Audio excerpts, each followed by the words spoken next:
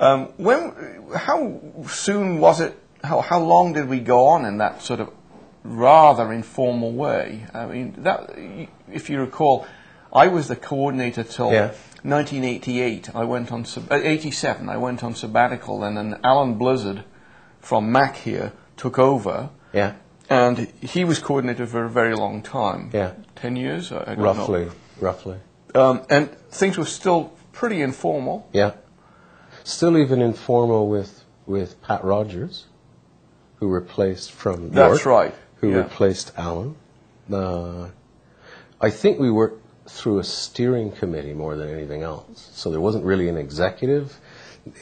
The way I remember it was in essence, it was a group of people who volunteered time and energy, and anybody that was prepared to volunteer time and energy was welcome. So if you thought a brief was useful and you were prepared to work on that brief and build a group of people or a team around you to help do it, then by all means write the brief. You don't have to be in any particular position in the society.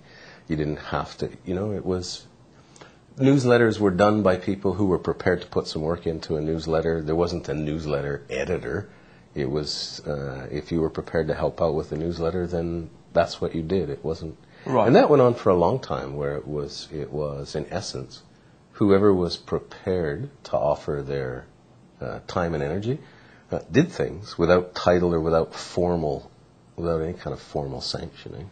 I remember going to an early meeting where we had got a draft constitution before the constitution that we actually had, and we had two constitutions we got from different organizations and used as models. I think they've disappeared now, they're buried in the archives, but one was a very, very long, complicated constitution, and one was a constitution that occupied about 3 sentences. Yeah. And I remember going and saying we'd circulated these at one of the annual conferences, and at the annual general meeting, which was attended by about 15 people. Twice as many. We said, right, which of these constitutions, should we work on? Yeah.